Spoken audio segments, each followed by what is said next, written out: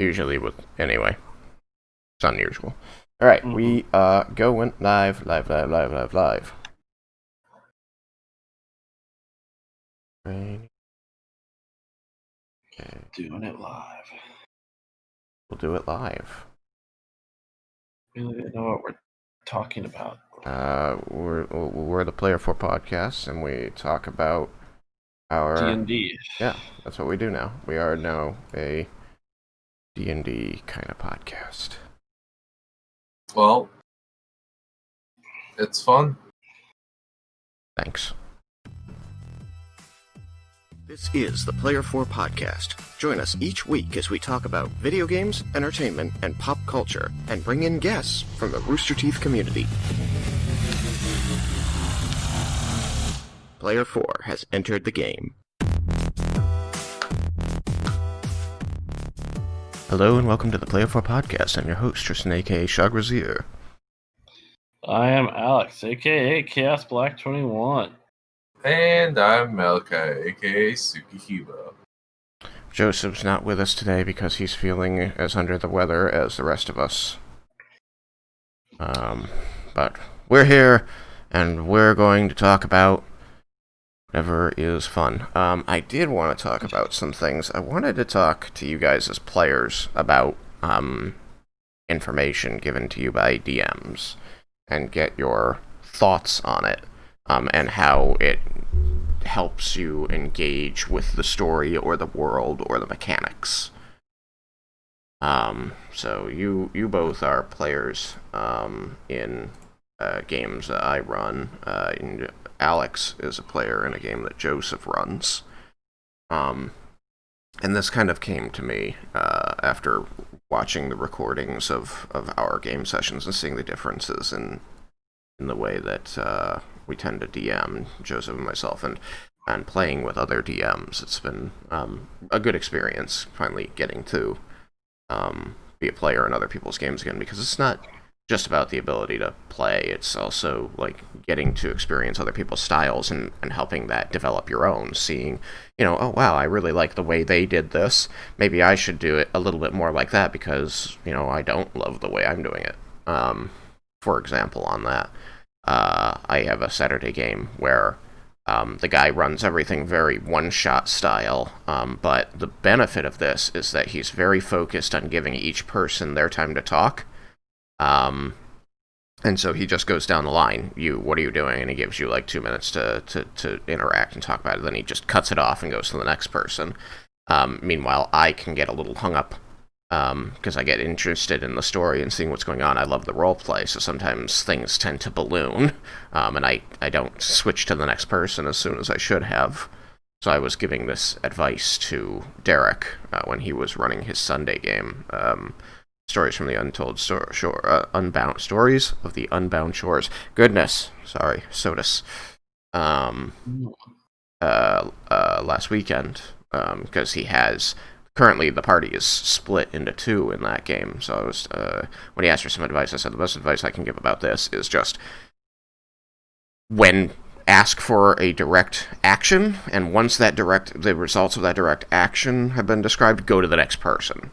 And that's going to keep things moving and make it so you don't spend too much time on one group than the other. And I think he did a really good job with it. But one of the things I had noticed was a difference in how Joseph and I run combat. And so when you were first learning the system, since you guys had really never played D&D before now, and you jumped into a 5th edition game with me. Although, Malachi, I know you had experience with 3.5, so, sorry. Yeah, and LARPing, yeah, with 3.5. Which uses 3.5. When you're interacting with rules that you've never experienced before, what's your preference on that? Like, say combat occurs, and you come up against a mechanic you've never run before. Say, for the sake of argument, you've never done grappling before. and an enemy grapples you. How do you want this to run? There are a couple options on how to do this, in that, the DM can have it happen, like they make the rolls, they tell you what rolls you gotta make, and then they sort of tell you what happens, and let things play out on your wits, but then when it comes, however you succeed or fail there in figuring it out, and then when they come to the next turn, that way you get to experience the shock of, wow, so this can happen, and this is how it works. When you come to the next turn, they explain, and here's how you can work in this situation. Or do you prefer that, here's what you can do now, to be upfront? So, do you prefer to experience the mechanic first, even if it puts you at a disadvantage? Or do you want the mechanic explained before it happens? I would prefer it's explained before it happens. A good case in point is in the D&D session that Bree and I had with Joseph, where Bree had an attack and she could have moved to avoid an attack from an attack of opportunity from the enemy, and we didn't know that, and it was only explained afterwards. That would have saved time, I think, in the long run, and just help out in our understanding, since we don't know the mechanics for this 3-5 stuff. Okay. How do you feel, Malachi? With new mechanics and stuff, how do you want them to be presented to you? The way I look at it is there's the show rather than tell method, which is, allow a thing to occur and then explain, so that happened because, after the fact, or the warning, the tell rather than show, which is, okay, these things have now occurred, this is what's going to happen, your character knows this because training XYZ ahead of time. See, I'm torn between that, because with our game that we have on Tuesday, sometimes we get into very deep discussion about rules when things happen, and it drags out a situation. That's why I personally, as a player, I like to be more fluid, because I want it to seem like a seamless adventure. We're not. I want the mechanics for me there are to make the game fun, not necessarily to be a strict way of doing things. So, I actually probably, in that sense, would prefer that later, saying, "Oh, Malachi, you could have done this," and I'm like, "Oh, crap! Well, next time I'll remember that I can do that." That's why, me personally, I'm always trying to think of, okay, this is what's going on around me during combat. This is what I want to do, and I already am planned ahead what I'm going to do, unless the boss has an option just before me, and then I got to be like, oh shit, now he's over there. Now what I'm going to do. Yeah. So for me, I like to be immersed, and I like to just enjoy what's going on and do what I can do. And that's me as a player, what I want out of a game. That's what I prefer. And with D&D at its heart being a combat simulator, and the rules being very loose around roleplay and accomplishing non-combat things, you feel that you prefer them loose around combat things as well, is what I'm interpreting? Not exactly loose, but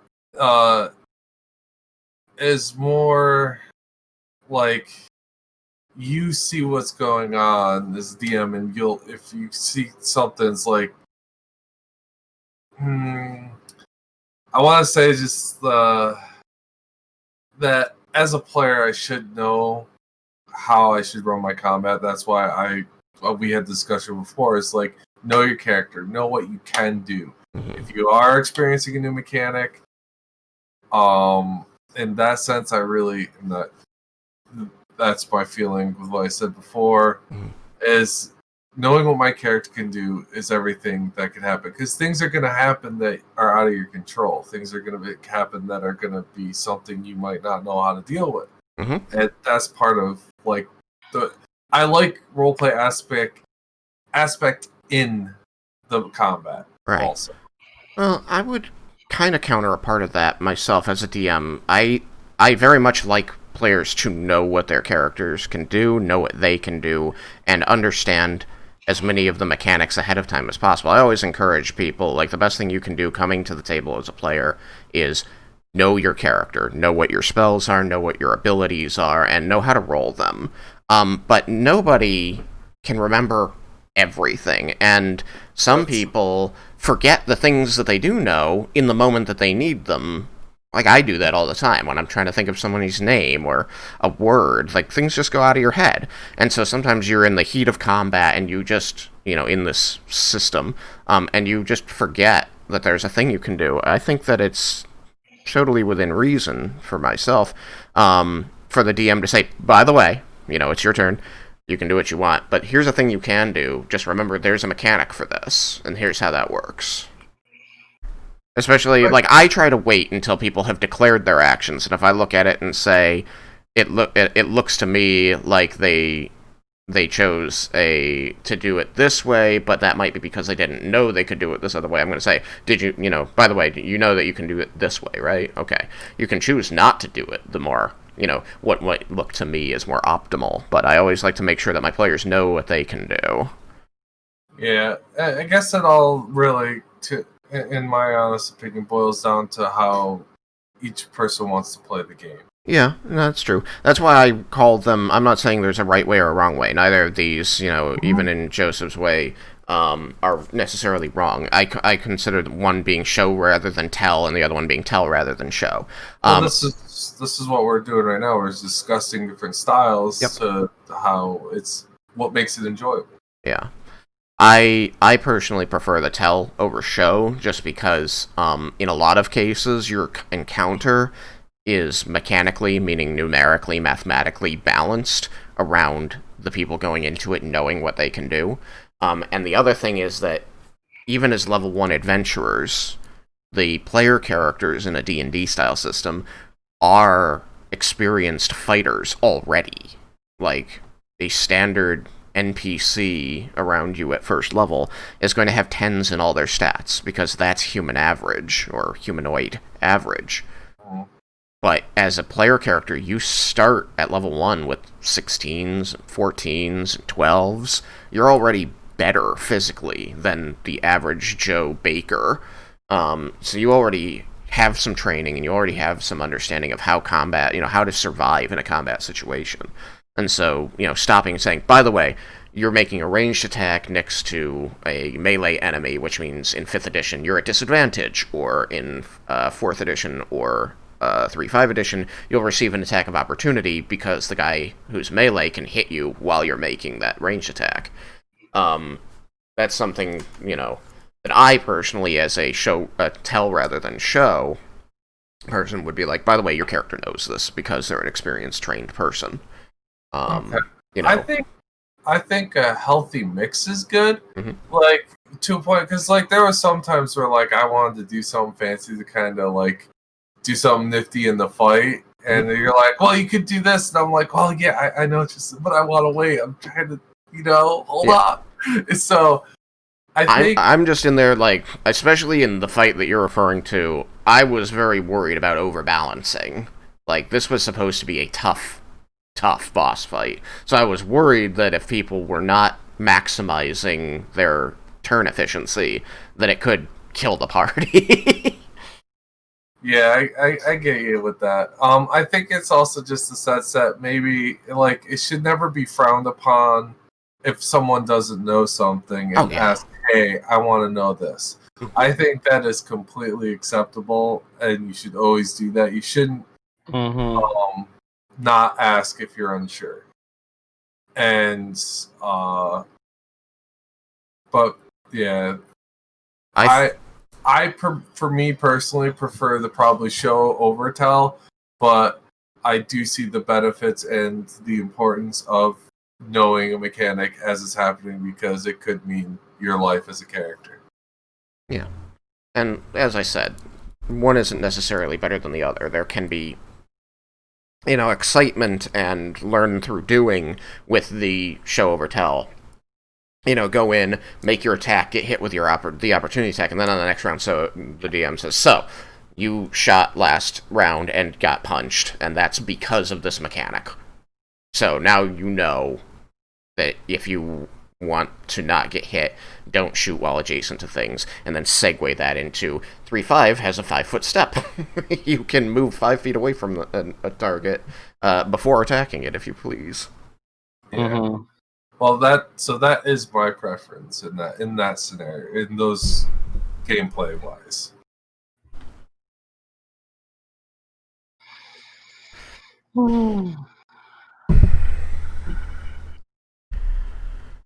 So we're exact opposites, Alex. I can see the show method working out in at least some cases, if not a lot of cases. I don't know. It's on the one hand, if it works out when your character is like supposed to be kind of like not really knowing, not necessarily like an expert and knowing everything that they're supposed to, but you kind of have to balance that out a little with, hey, this person is new to the system, so yeah, their character might not, but I mean, is that experience going to be enjoyable for that person if their character gets necessarily beat up because they didn't know the mechanics of something? And so then, like, if their character dies or gets close to dying, and then they get pissed off because they don't want their character to die here at the very beginning just because they didn't know a certain mechanic or certain mechanics that they could have done to be more successful. Did I ever tell you what one of our campaigners did at the beginning or during one of our campaigns for LARP? No? Go ahead. So I'm not gonna go detail the characters. So like they're starting off, and like the DM wanted to show a presence in the environment. So he had a dragon fly overhead. So guess what one of the Genius party members decided to do?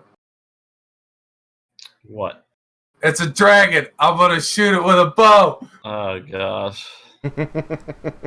As low-level characters, they're not the level of their characters really wasn't ready for something like that, and so the dragon turned around, did a pass by, burned him to a crisp, and left.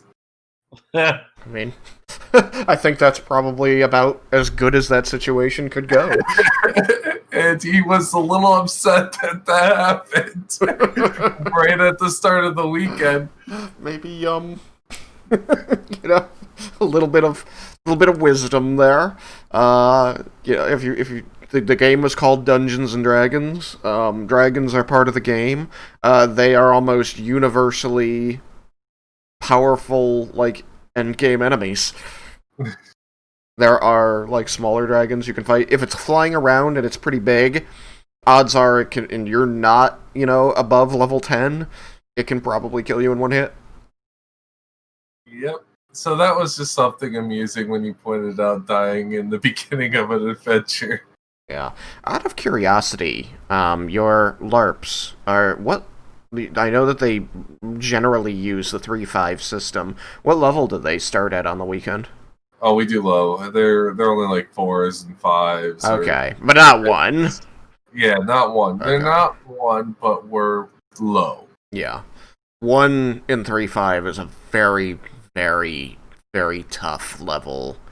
And jumping into Joseph's Valinaria game, I am reminded, because I haven't played 3-5 in like 10 years, So I had forgotten just how rough first level is in the system with the it really gave me a good appreciation of the absolutely like game-changing fundamental quality of life improvements that 4th edition brought to the game and that got carried into 5th edition. Specifically, when you complete a long rest, you get all your health back. In 3.5, when you complete a long rest, you get your level in health back, so a first level character gets 1 HP at the end of a long rest. Yeah, that's stupid. It's a little rough. It necessitates healers. Like, so spellcasters do get all of their spells when they complete the long rest. So you go, okay, we're safe enough here. I'm going to use all of my healing spells and get everybody as close to max as possible, because I'll have all my healing back tomorrow, but you would not have all your health back tomorrow.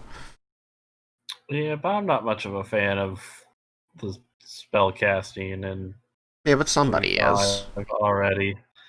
And I haven't even used my spells yet as a druid, because I don't like the fact that you're like that it's not a matter of, okay, you know these spells, so you just have to have these certain spells. You can prepare a certain number of spells. It's, oh well, if you want to use this spell like twice, you have to prepare it twice. You don't just have to prepare it like once, and that's in your prepared spells, and you can use it as many times as you want until you run out of spell slots. It's like, nope, you have to prepare it twice to be able to use it twice. So go screw yourself. Yeah, I think that's honestly the spell slot system that you're referring to is honestly one of the greatest gifts that 5th edition gave us. Like, they got some of their best moves from 4th edition, in my opinion, but the spell slot system is entirely original to 5th edition, and it's amazing. Like, it's seriously one of the best iterations of the magic system that I've seen. The reason that it works the way it does in 3.5 is to emphasize certain classes' abilities to spontaneously cast, because it gives them an edge. For instance, a cleric who is aligned good or neutral can prepare, I want to have like 3 flame strikes and, you know, all of these damage spells, and they can prepare no healing spells at all.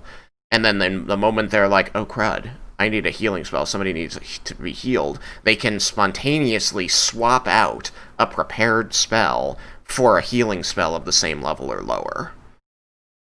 Which druids have that ability too, with one of their spells to I think they can summon summon Nature's Ally. Yeah. But I really like what you said about 5th edition's spell system, just because, yeah, I like as Riken, the paladin, having these having a bunch of prepared spells and having like four level 1 spell slots or something, and being like, I have a list. I'm like, I can choose any of these spells, and if I want to use it again, I can use it again. But I'm not strictly tied to, well, I can only use like this spell, because that's the only thing that I was able to prepare. It makes you, so I'm not gonna knock it, because I enjoy role playing no matter what. The system can be cumbersome, but I think that some people are surprised at my class choice for the Valanaria game, because I am classically a person who plays paladins or healers, or clerics, and I chose a rogue. And I chose a rogue specifically because I wanted to dive headfirst back into these old rules. I chose the class that was most reliant on all of the different combat rules.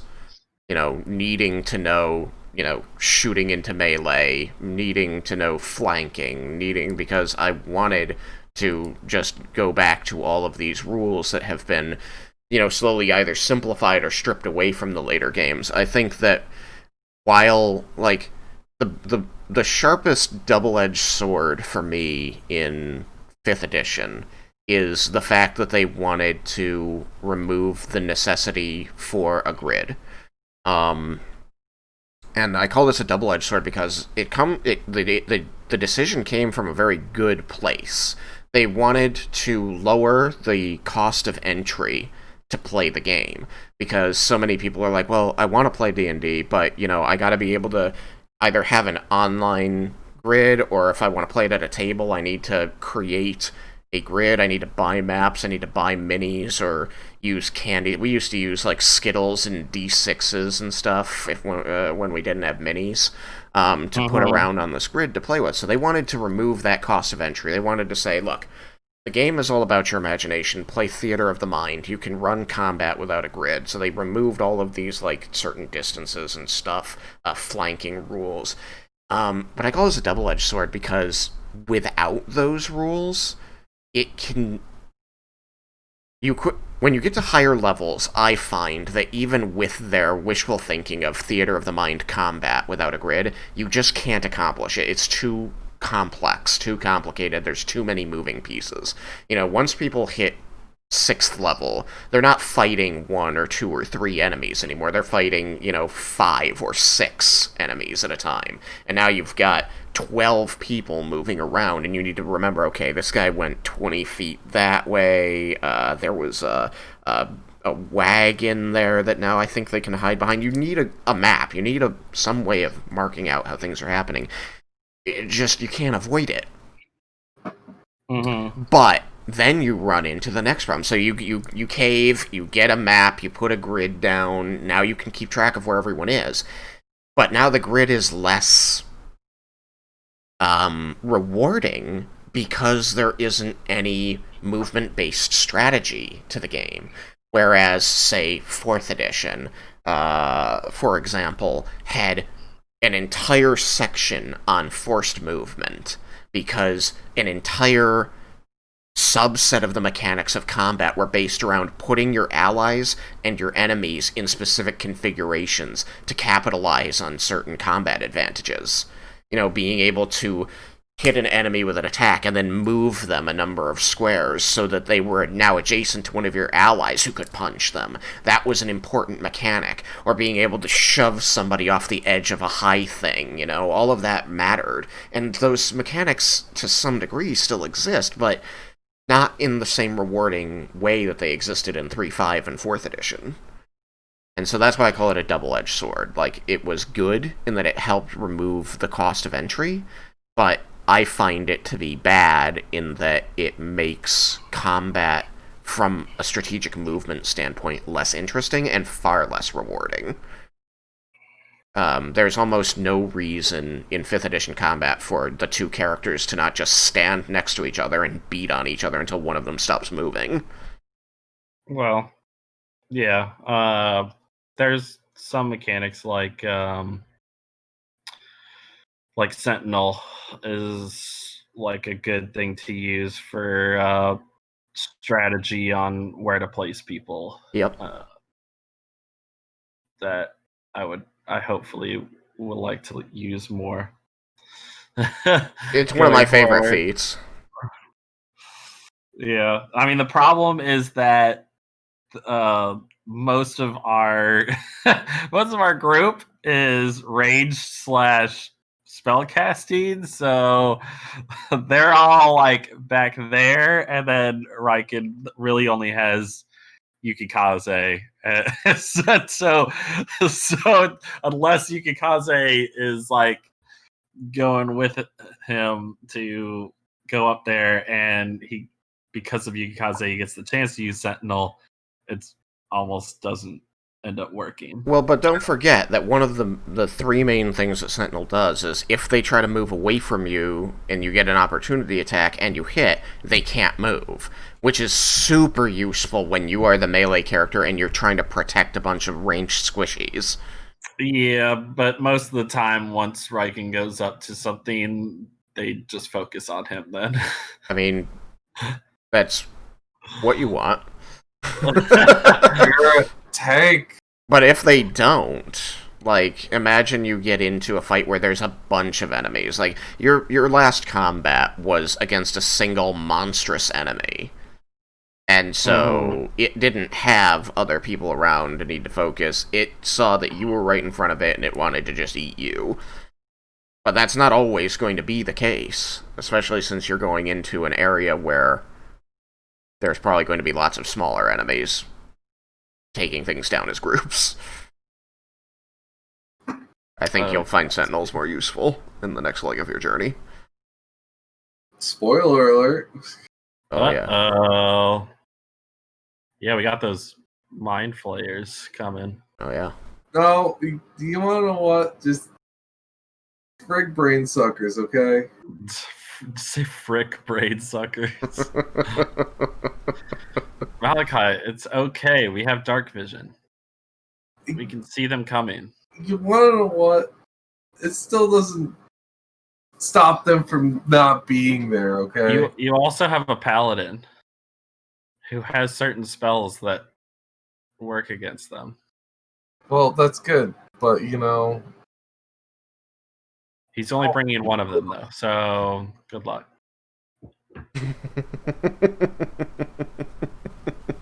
It was one that he actually already had prepared, like, this whole time. So because he wasn't actually told what mind flayers are, so he doesn't quite know. So it's not like he could just go in and be like, "Oh yeah, well I need these spells for this." I'm just lucky enough that as a player I knew, and he already had the spell prepared, and I never planned on getting rid of the spell. But Is Revivify? No, it's protection from good and evil. Yeah. He has detect evil and good, and protection from like good and evil. But he's not putting on detect evil and good because he doesn't actually know that these things are aberrations. I think I'm gonna buy a helmet. Oh, wait, do you, out of curiosity, do you actually prepare detect evil and good?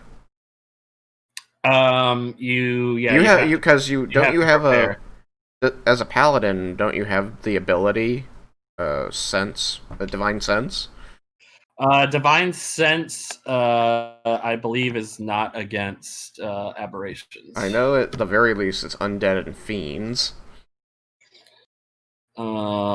Let's see if I can bring it up. Really, yeah, means, but I'm pretty sure it's not aberrations because I specifically looked to see if divine sense would, if I'd be able to do that. I'm really happy that you're going to your character sheet because I made all those items last night and put them on everyone's sheets. Nice. Tristan, you know what? Something I should have thought about while we were making items. Sorry, actually, finish your thought before I go on that. No, I didn't have a thought. You mean Alex? Yeah. The character sheet. Well, it's very unique that you let us do what you did, Tristan, which is another aspect of your game that is unique and is fun. Is like how much fluidness and like just things that we can actually accomplish in the game, and we're not really restricted.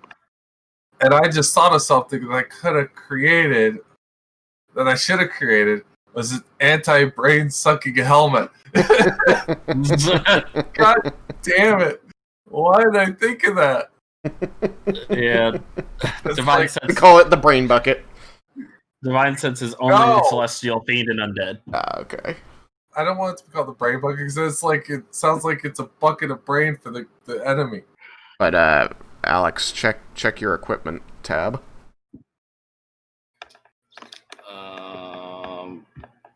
Bing! Equipment tab. Oh my gosh! Belt of Frankenstein!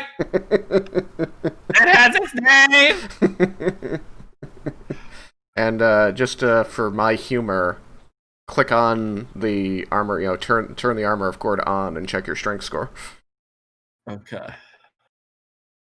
Yay! It actually works correct. It went up to 22. I figured out what I had done wrong. There is some kind of programmed limit in there at 21, so I just had to put in a thing on the item that says it increases your limit. Woo! Yeah. You have to tell the program to shut up and do what you want. If you click on the belt, you can actually see the physical description of it. Thick leather belt with a large metal buckle in the image of the head of a blue dragonborn. Oh, snap! It's so awesome! I try to treat my players well. Oh, Yes.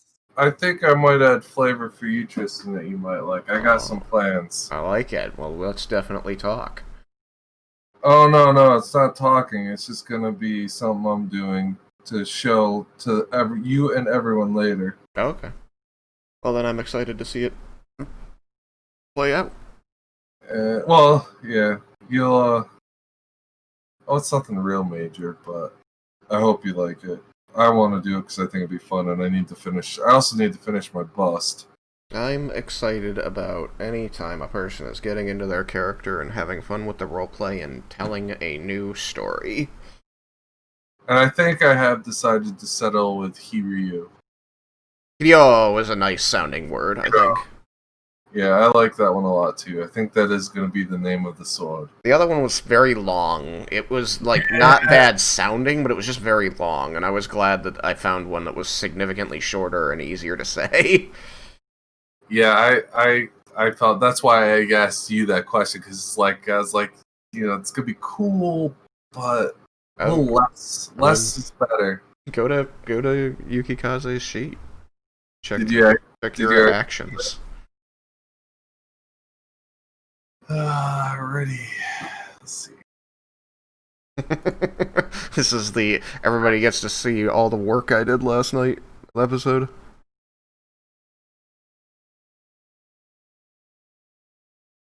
It's so nice. Under actions? Why isn't it under action? Make sure it updates. No, I didn't. Did I? Because it didn't have any special things. That's fine. You know what? Let's see if it's under all.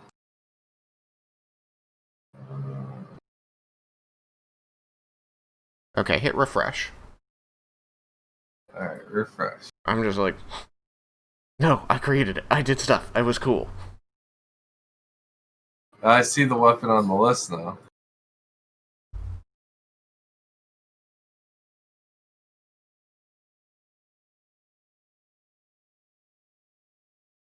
I gave it the charges for pulling it back to you like you wanted.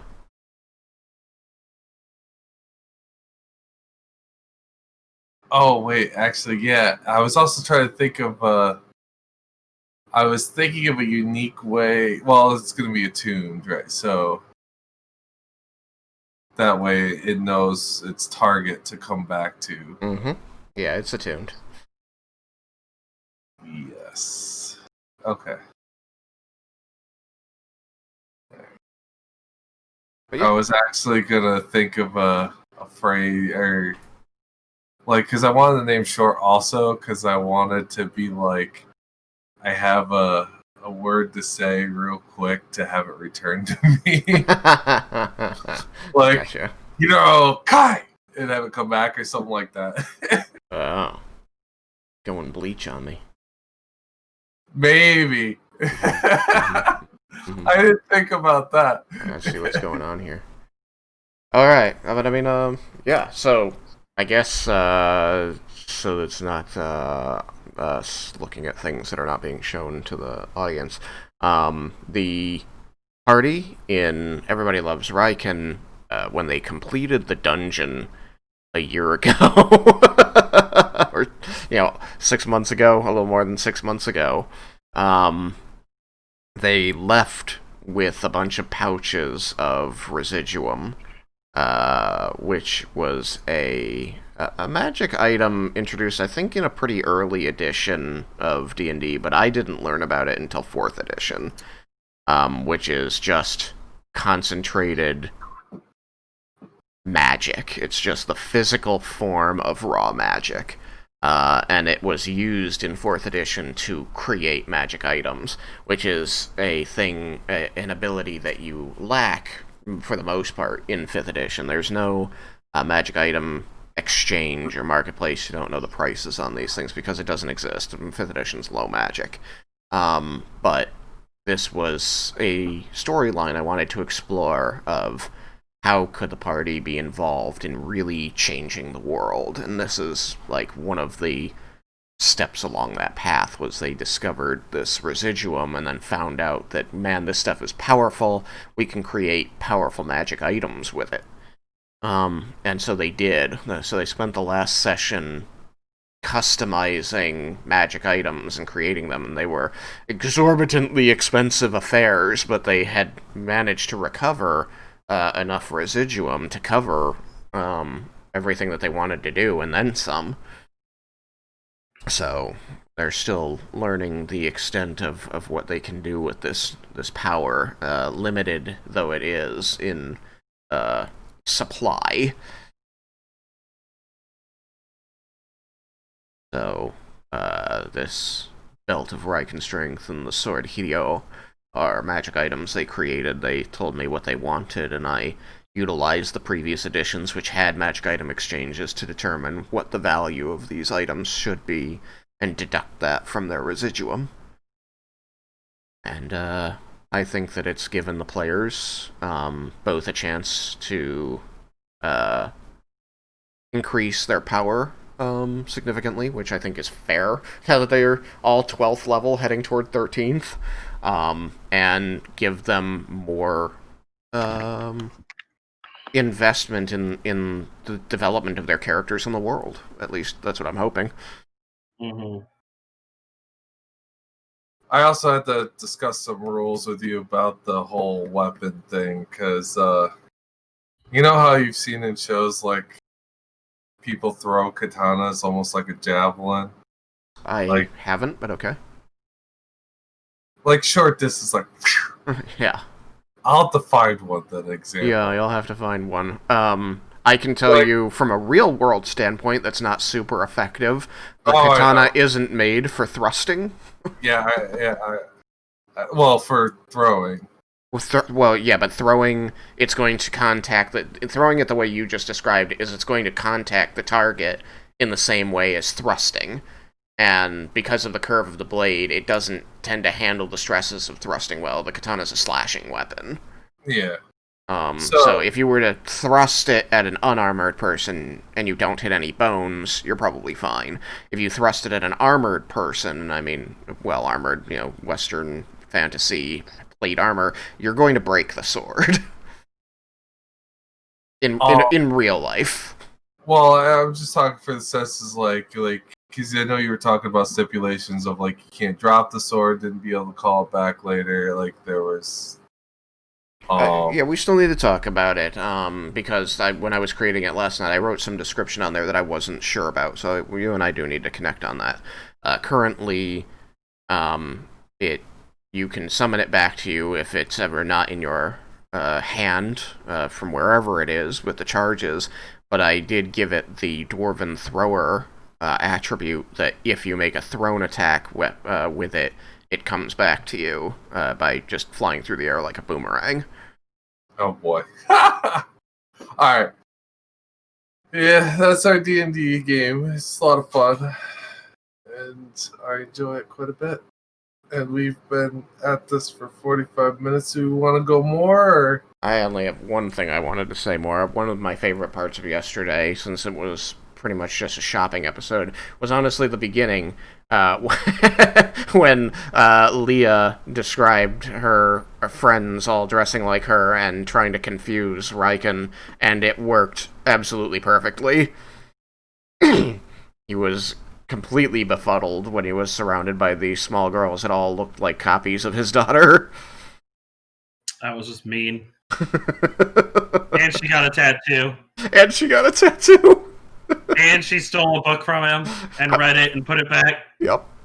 That was why they confused you. They were trying to get the book. Dang it!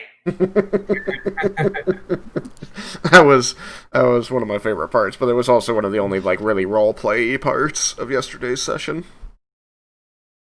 But yeah, I very much enjoyed that. it was just funny because Guaco had described what he wanted to do to me the other day. And I said, okay, that sounds really funny. I guess, we should give Alex a chance because, this plan might not work, so we should get him to make the rolls and stuff and see how this actually plays out. But he had already had it written up, and so the hilarious part is that it tended to actually work out pretty much the way he had it written up because of the rolls. Yeah, Riken actually rolled pretty good perception when it came to the multiple girls. Yeah. But then, so you quickly as Riken does, he fell asleep and he could not be woken. Yeah. So your high perception allowed you to very quickly identify that this wasn't your daughter and something else was going on, but then you were still surrounded by 4 girls. Yeah. Who basically just screamed, ran around, and then ran away. He knows! Jig is up! But I think the takeaway from that scene is that, the work she's been doing in the city has allowed her to make some friends her own age, which is great.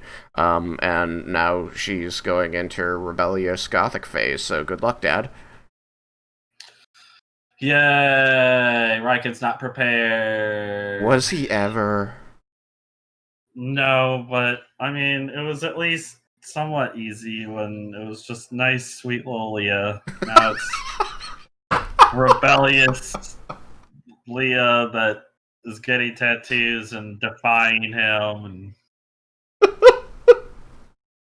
And where'd that time go? Remember, it was only just like, how long has it been since you gave her that princess bear? And now she's basically just throwing it down onto the ground and smashing it in his face. 15 days? It took 15 days for her to be corrupted. Yeah, it's been just over 2 weeks because you gave that to her. You gave it to her on her birthday, right? Yeah. So it's 16. Yeah, I'm sorry, it's 16 days. It was at the end of the day because he was faking that he didn't remember. Which was another amazing episode, as she's basically going up to every other NPC and emphasizing, what a nice May the 13th it is, isn't it? Nice. A nice May the 13th, wouldn't you say? Yeah. Riken's over there playing dumb. They grow up so fast. Yeah, you didn't do enough, Riken. She slipped through your fingers. Apparently they grow up in 16 days. Should ask her where the princess bear is. And then she can smash it in your face. No. Oh, I don't think that'll happen. You're so dramatic. I think it'll be fine. She's just spent the last, almost 4 months of her life with a bunch of men fighting for their lives against horrifying monsters. And she's not scarred for life at all. No, definitely not. And she's finally around, normal kids just growing up in a city doing chores and helping out on farms and crud like that. Her own age. Yeah, this is probably a good time for her. She needs a little bit of normalcy. And don't forget that, in addition to, spending the last 4 months of her life with men fighting for their lives against horrifying monsters, she also had she's a warlock, she had the patrons, and so even now she's dealing with an otherworldly being that is giving her magic power. It has an effect on a kid, Mm-hmm. Alright. Now I'll end it.